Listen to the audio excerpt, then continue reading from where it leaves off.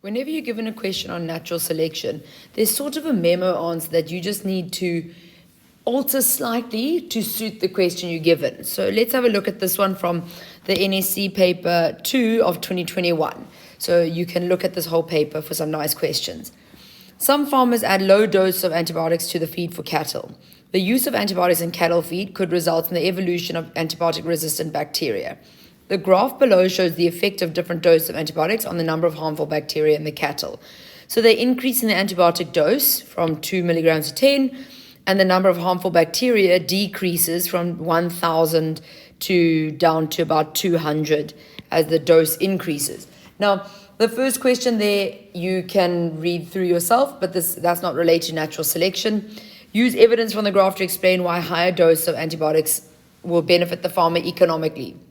So you need to link the fact that the greater the dose, the fewer the number of harmful bacteria inside the cattle. But why is then that benefiting them economically? Therefore, the bacteria, we need to remember, they're harmful. So they cause diseases or they cause death in livestock. So you need to say it decreases disease or decreases death, ideally both, because normally the disease will come before death. And then that means that more cattle are alive to be sold so he can gain money economically.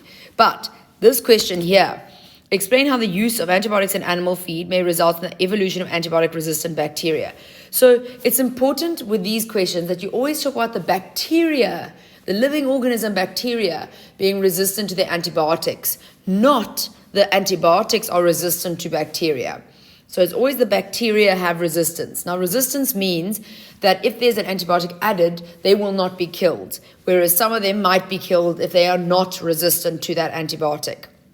So you start off your answer here by saying natural selection occurs, because that's key. This whole process of evolution happens through natural selection. Now, the next thing is always a mark, whether you talk about bacteria, cattle, whatever it is.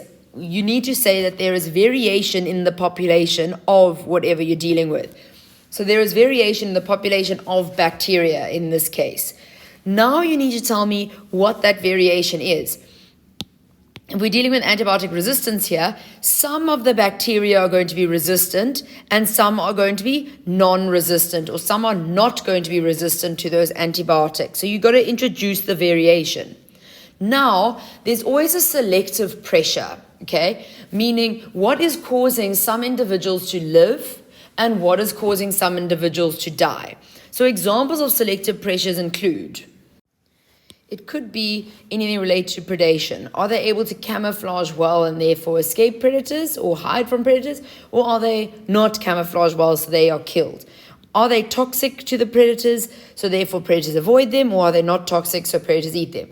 Are they able to escape predators because they are faster at running or better at climbing or whatever it is, or are they not? There's always an either-or characteristic here. Or it could be, do they have better access to food, for example, so they eat more, therefore they survive, or they eat less, so they die?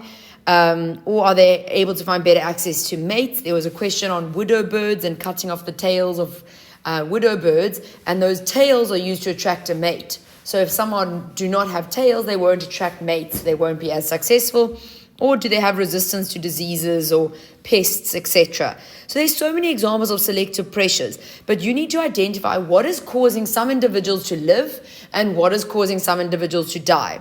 So in this case, that selective pressure would be the antibiotic.